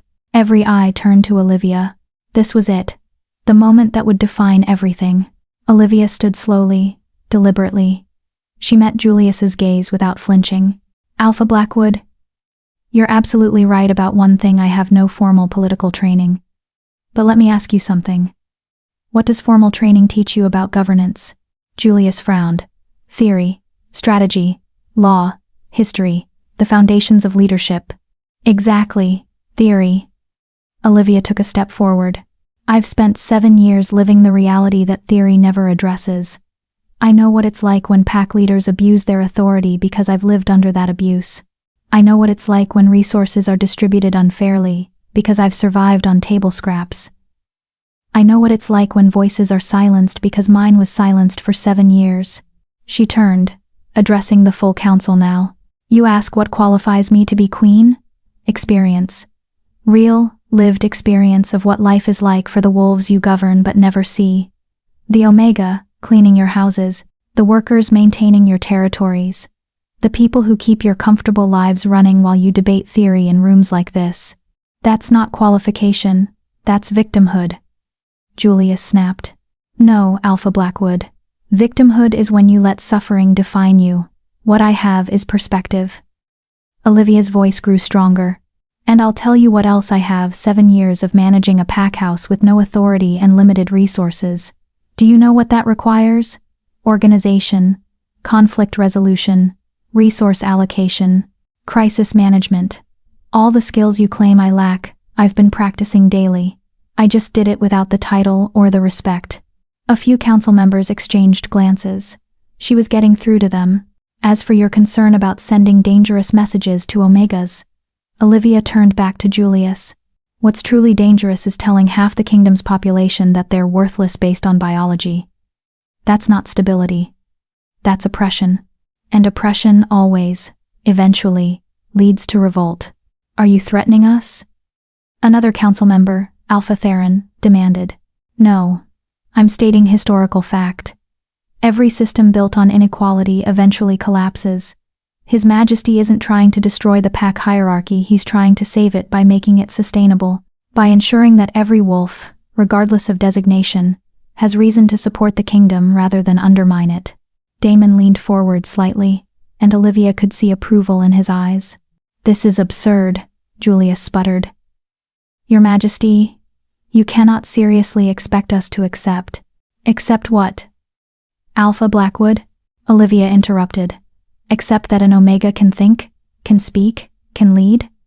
Because I'm standing here doing all three right now, and the only person who seems to have a problem with it is you. The room erupted in murmurs. Furthermore, Olivia continued, her voice cutting through the noise, you claim I couldn't earn a position above servant in Crimson Ridge Pack. Let me be clear about what that really means. Your wife, Margot, ensured I remained a servant because she understood something you apparently don't, that I'm a threat to comfortable prejudices. She kept me down not because I lacked ability, but because I had too much of it. Julius's face turned red. How dare you speak about my wife? I dare because I'm about to be your queen, and queens don't cower from inconvenient truths. Olivia took another step forward. You say my elevation sends a dangerous message. Good. It should. It should tell every Omega in this kingdom that their circumstances don't define their worth. That abuse and oppression aren't their fault. That there's hope for something better. She turned to address the full council once more. I'm not asking you to like me. I'm not asking you to approve of me. I'm telling you that I'm going to be your queen whether you accept it or not. And I'm going to use that position to fight for every wolf who's ever been told they don't matter.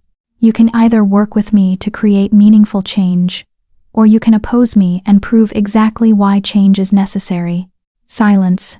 Then, from the far end of the semicircle, an older Alpha stood. Alpha, Catherine of the Western Territories. Her silver hair was braided like a crown, and her eyes were sharp with intelligence. Your Majesty, she addressed Damon. I would like to formally withdraw my objection to this match. Miss Thorne has demonstrated more political acumen in 5 minutes than some members of this council have shown in years. Another Alpha stood. I second that. This girl, excuse me, this woman has fire. Perhaps that's exactly what the crown needs. One by one, others began to stand. Not all of them. Julius remained seated, along with 3 others. But 7 of the 12 council members showed their support. It was a majority. Damon stood, and the room fell silent. The council has spoken. Olivia Thorne's position as my mate and future queen is hereby confirmed. Are there any other objections? Julius stood slowly. Your Majesty, this decision will haunt you. Mark my words, you cannot elevate trash and expect it to become treasure. Get out. Damon's voice was deadly quiet. Your Majesty. I said, get out. You've shown disrespect to your future queen. That's treason. Be grateful I'm only removing you from this session, and not from the council entirely. Damon's silver eyes blazed. Leave, now. Julius's jaw clenched, but he knew better than to argue further. He stormed from the chamber, and the doors slammed behind him with a thunderous boom. Damon descended from his throne and walked to Olivia. In front of the entire council, he took her hand and raised it to his lips, a gesture of respect that made several council members gasp. Well done, he murmured, low enough that only she could hear. You magnificent, terrifying woman. You just won a war without shedding a drop of blood.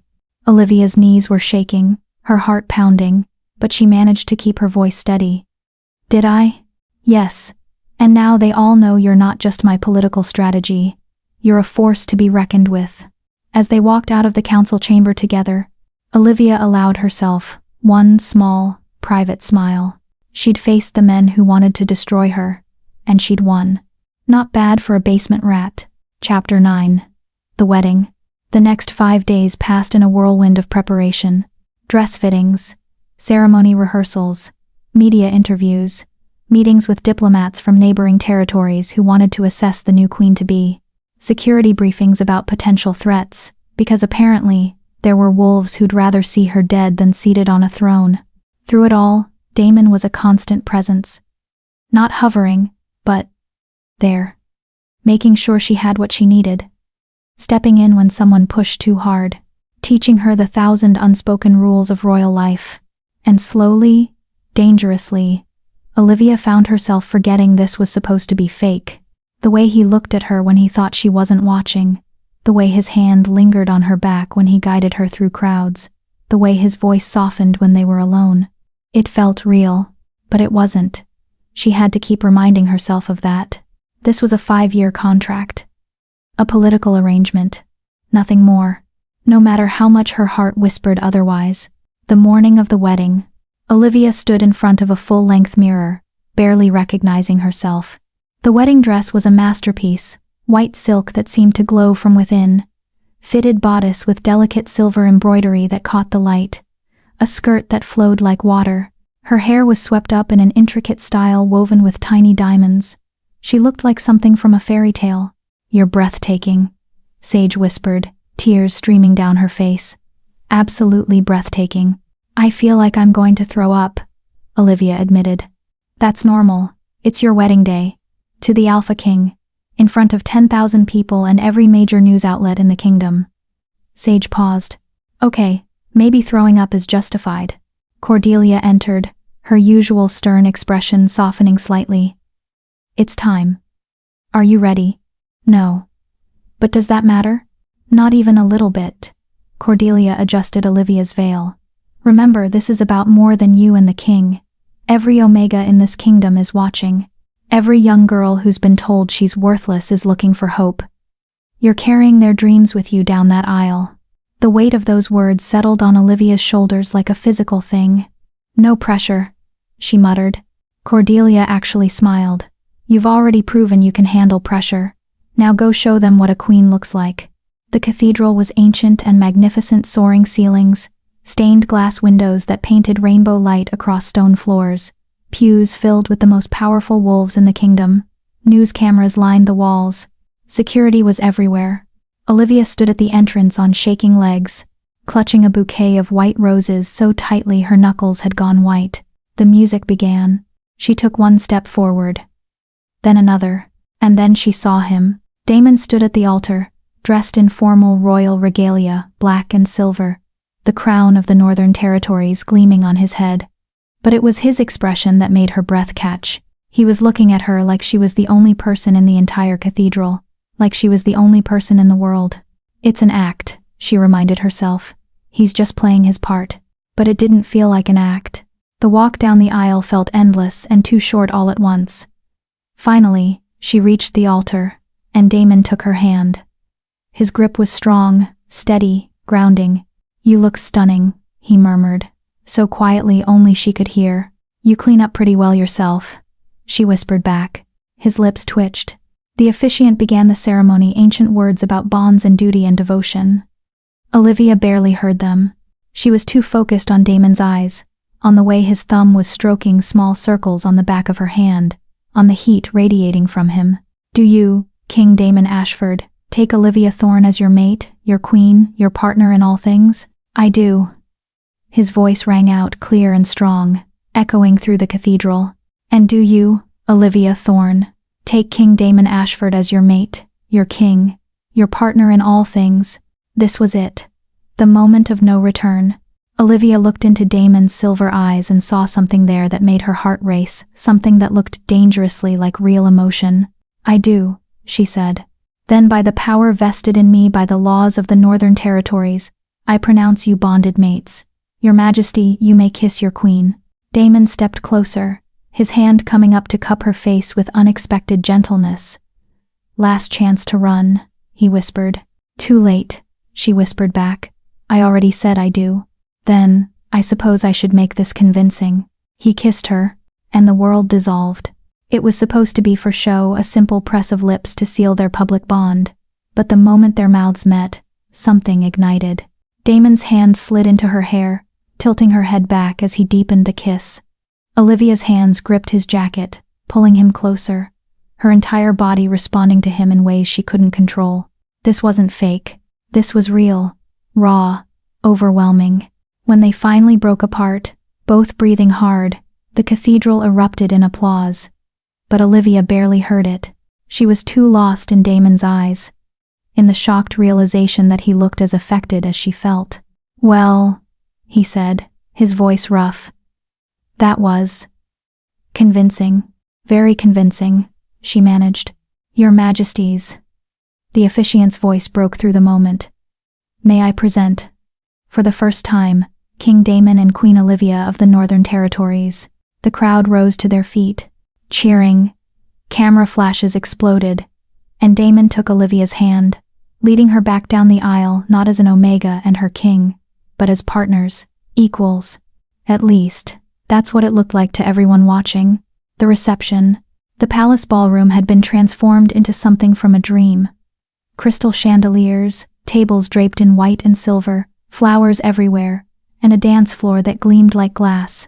Olivia and Damon sat at the head table, greeting an endless parade of well-wishers, pack leaders, foreign dignitaries, celebrities, politicians. Everyone wanted a moment with the new queen who'd defied every expectation. Smile, Damon murmured between greetings. You look like you're facing a firing squad. I'd prefer a firing squad. At least that would be quick. He laughed, a real laugh that made several people turn and stare. Apparently, the ruthless Alpha King didn't laugh often. Your Majesties, Alpha Catherine approached their table. I wanted to offer my personal congratulations. Miss Thorne, excuse me. Queen Olivia, your speech to the council was remarkable. I look forward to working with you on the Omega protection legislation. Thank you, Alpha Catherine. I look forward to that as well. As Catherine moved away, Damon leaned close. See? You've already made allies. That's half the battle. What's the other half? Surviving the next 4 hours without collapsing from exhaustion. He stood, offering his hand. But first we need to dance. It's tradition. The first dance belongs to the royal couple. Olivia's stomach flipped. I don't know how to ballroom dance. I know. I'm going to teach you. Right now. In front of 10,000 people. It'll be romantic. His eyes glinted with mischief. You're enjoying this way too much. I really am.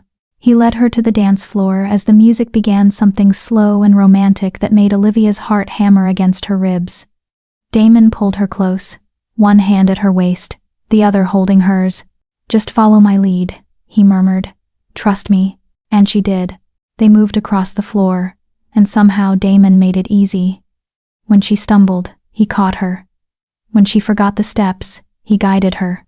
And slowly, Olivia stopped thinking about the watching crowd, and just felt the strength of his arms, the warmth of his body, the way he held her like she was precious. You're doing this on purpose, she whispered. Doing what? Making it feel real. Making me forget this is all pretend. Something flickered across his face, something that looked almost like pain. Olivia. It's okay. She forced a smile. I understand. We're playing our parts.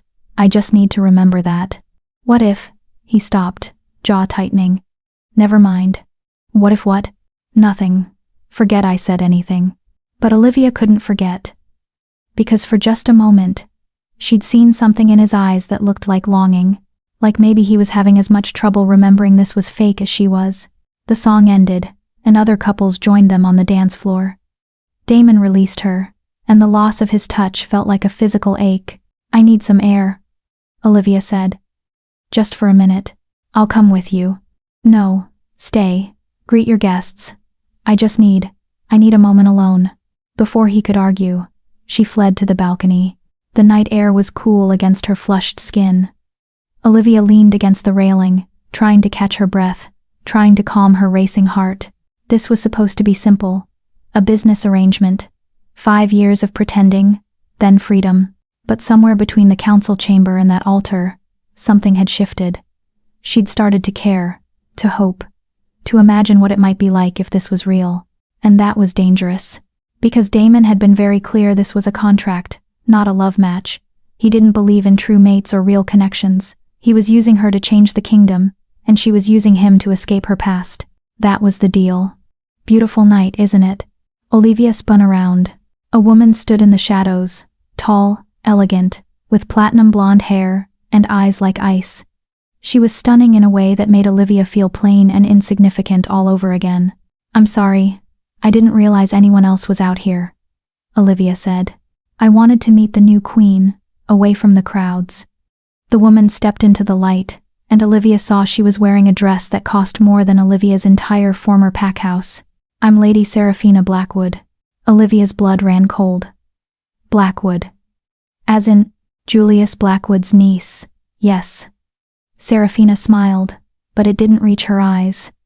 I wanted to give you some advice. Omega to Omega. You're an Omega? One of the few who managed to rise in pack society through strategic alliances and careful planning. Unlike you, who stumbled into power through a text message. Her voice was sweet poison. So here's my advice, enjoy this while it lasts. Because it won't. Damon will tire of his little social experiment, and when he does, you'll be discarded like all the other temporary distractions. That's not. Did you really think he chose you for any reason other than political theater? Seraphina laughed softly. You're a symbol, darling. Nothing more. The moment you stop being useful, you'll learn exactly how ruthless the ruthless Alpha King can be. The words hit like physical blows because they echoed Olivia's own fears. Now, if you'll excuse me, Seraphina continued, I have guests to entertain. Oh, and Olivia? When this all falls apart, and it will, don't say I didn't warn you. She swept back into the ballroom, leaving Olivia alone with doubts that felt like they were drowning her. Was Seraphina right? Was she just a temporary symbol, doomed to be discarded when she'd served her purpose? The balcony door opened again. There you are. Damon stepped out, concern etched on his face. I saw Lady Seraphina leaving. What did she say to you? Nothing important. Olivia couldn't look at him. Just congratulations, Olivia. He moved closer, his hand tilting her chin up so she had to meet his eyes. I know that look. What did she really say?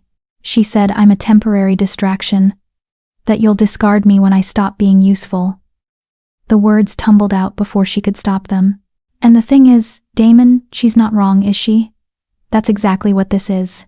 A 5-year arrangement. I'm useful now, but eventually. Stop. His voice was fierce. Stop listening to poison from jealous people who want to see you fail. But she's right. She's not. Damon's hands framed her face, forcing her to focus on him. Yes, this started as an arrangement. Yes, I chose you for political reasons.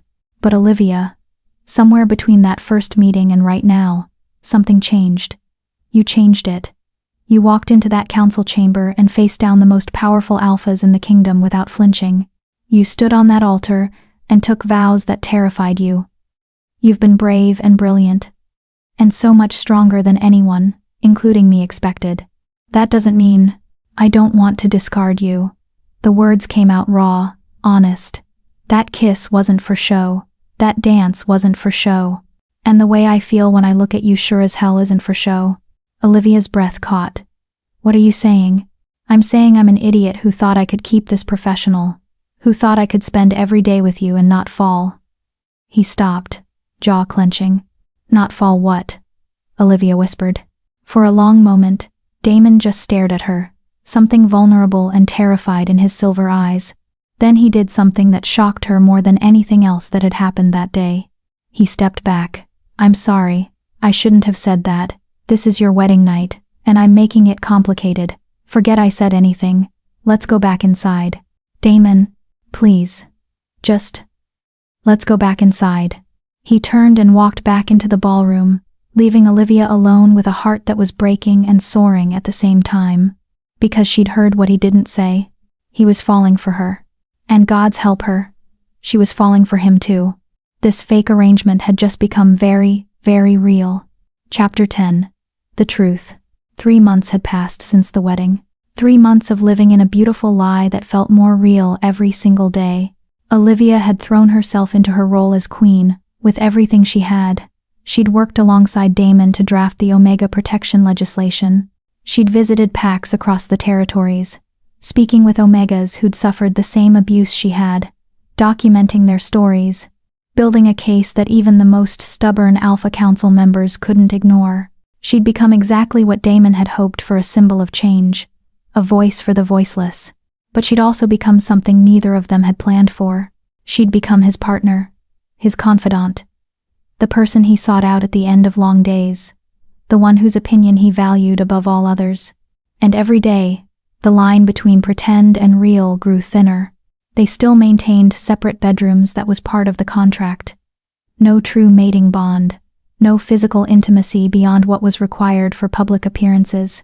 But the way Damon looked at her when they were alone, the way his hand lingered on hers during meetings, the way his voice softened when he said her name, it was driving her mad, because she'd broken the cardinal rule of their arrangement. She'd fallen in love with him, completely, irrevocably, devastatingly in love, and she had no idea if he felt the same, or if she was just desperately reading meaning into kindness and respect. Present day. Olivia sat in the royal study, reviewing the final draft of the Omega Protection Act. It was everything they'd fought for: fair wages, safe working conditions, the right to refuse unwanted bonds, legal protections against abuse. It was going to change everything. The Alpha Council vote was scheduled for tomorrow. After 3 months of lobbying, negotiating, and political maneuvering, they finally had the votes to pass it. They'd won. So why did Olivia feel like she was about to lose everything that mattered? You're thinking too loud. Damon's voice came from the doorway. Olivia looked up to find him watching her with that expression that made her heart race, soft, warm, utterly focused on her. Just reviewing the final draft, she said, trying to keep her voice steady. Making sure we didn't miss anything. We didn't. It's perfect. He moved into the room, settling into the chair across from her desk. We're going to pass this tomorrow, Olivia. Everything we've worked for is about to become reality. I know. Then why do you look so sad? Because once the legislation passes, the arrangement is complete. Because you got what you needed from me, and I'm terrified you'll realize you don't need me anymore. But she couldn't say that. So instead she said, I'm just tired. It's been a long 3 months. Damon studied her with those silver eyes that saw too much. That's not it. You've been distant for weeks. Ever since the wedding, actually. What happened that night? What did Serafina really say to you? I told you. You lied. You've gotten better at a lot of things in the past 3 months, but lying isn't one of them. He leaned forward. Talk to me, Olivia. Please. The please broke something in her. She said I was temporary, Olivia admitted quietly. That you'd discard me when I stopped being useful. And I know that's the arrangement we made 5 years. Then freedom. But Damon, She stopped, unable to finish the sentence. Unable to make herself that vulnerable. You what? His voice was gentle but insistent. I can't do this anymore. The words burst out. I can't pretend this is just a political arrangement when every time you touch me, I forget how to breathe. I can't smile for cameras and play the devoted wife when I'm actually, she choked on the words. When you're actually what? In love with you. The confession tore out of her. I'm in love with you, Damon. Completely, stupidly, hopelessly in love with you. And I know that's not part of our deal. I know you said this was just business. But I can't help it. And I can't keep pretending I don't feel this way. Silence. Olivia couldn't look at him, couldn't bear to see pity or discomfort or worse, indifference in his eyes. Say something, she whispered. Please, even if it's just to tell me I'm an idiot. You're not an idiot. Damon's voice was rough. You're brave. Terrifyingly brave. Do you know how long I've been waiting for you to say that? Olivia's head snapped up. What? Damon stood and moved around the desk, pulling her to her feet. I fell in love with you the night of the Alpha Council meeting, when you stood in that chamber and took apart every argument they threw at you with nothing but logic and courage. I fell in love with you when you walked down that aisle looking at me like I was the only person in the world. I fell in love with you every single day we've spent together since. Tears streamed down Olivia's face. Then why didn't you say anything? Because I was terrified. His hands cupped her face, thumbs wiping away her tears. I told you I didn't believe in true mates or real love. I told you this was just business. And then you came into my life and proved me wrong about everything. But I thought you were honoring our agreement. That you wanted the 5 years and then freedom. I didn't want to trap you with my feelings. Trap me? Olivia laughed through her tears. Damon, you're the one who set me free. You gave me a voice, a purpose, a life worth living. How could I not fall in love with you? Then we're both idiots, he said softly. Because I've been trying to honor a contract when all I wanted was to tear it up and make this real. Then tear it up. What? The contract. Tear it up. Make this real. Olivia's hands gripped his jacket. I don't want 5 years and then freedom. I want forever. I want you. Really you, all of you. Damon's eyes blazed with emotion. Are you sure? Because once I claim you as my true mate, there's no going back. The bond is permanent. I've never been more sure of anything in my life. Then I need you to know something first. His voice turned serious. I didn't choose you just for political reasons. I lied about that. Olivia blinked. What do you mean? The moment I read your text message, that bold, ridiculous proposition, something in me recognized something in you. My wolf knew. I just wasn't ready to admit it. He pulled out his phone, scrolling through messages until he found the one she'd sent that first night. When I read this, I felt it. The pull, the connection. You're my true mate, Olivia. You always were. I just convinced myself it was political strategy because I was too scared to believe in fate. Olivia's breath caught. You knew? This whole time? I suspected. But I didn't want to force a bond you didn't want. I needed you to choose me freely, not because of biology or fate, but because you wanted to. I do want to. I choose you. Every day, I choose you. Then let me do this properly. Damon dropped to one knee, and Olivia's heart stopped. Olivia Thorne, my queen, my partner, my true mate, will you accept my bond? Not as a contract, not as an arrangement, but as a real, permanent, forever bond? Yes, Olivia breathed. Yes, yes, 1,000 times yes. Damon stood and kissed her, not the careful, controlled kiss from their wedding, but something wild and desperate and real. His hands tangled in her hair, pulling her closer, and Olivia melted into him, finally allowing herself to feel everything she'd been holding back. When they finally broke apart, both breathing hard, Damon pressed his forehead to hers. I'm going to mark you, he said, his voice rough with need.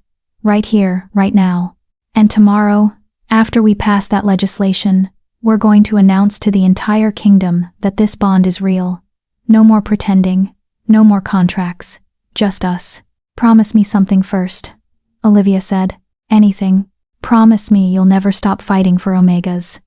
That even when I'm gone, even when... Stop. He pulled back, looking fierce. You're not going anywhere. We're in this together.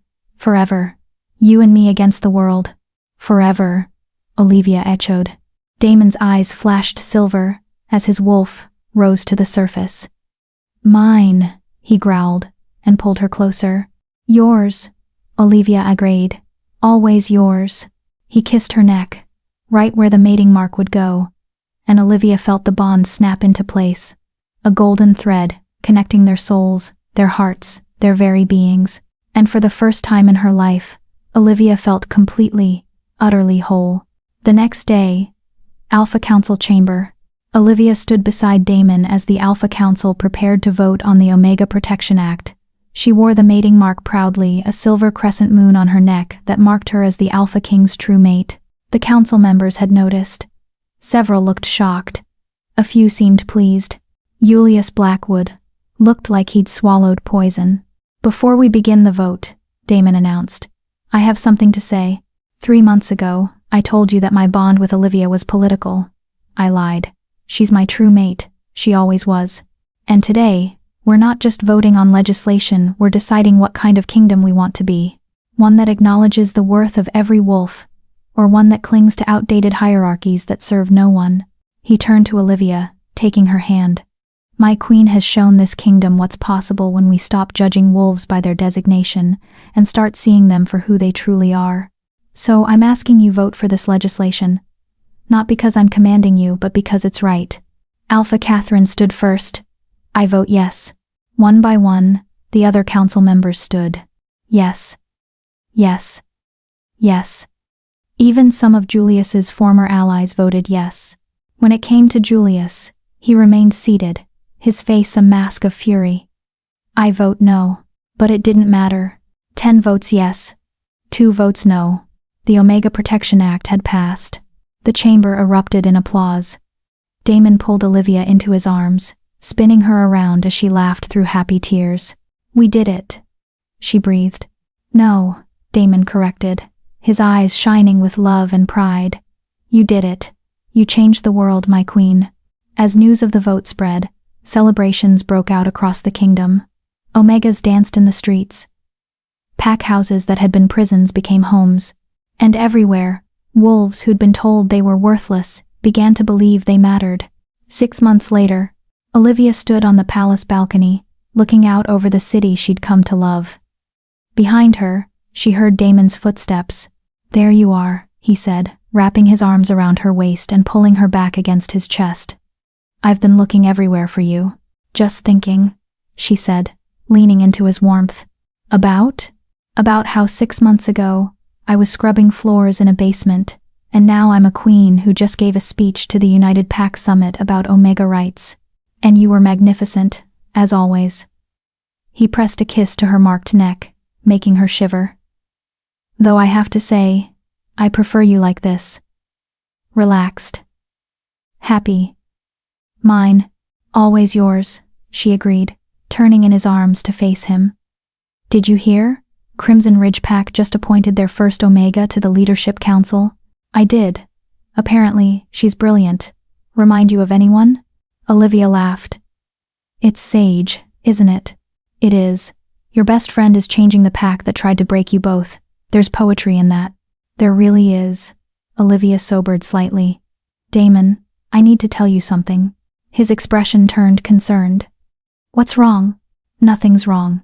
Everything's perfect, actually. Which is why I need to tell you." She took his hand and placed it on her still flat stomach.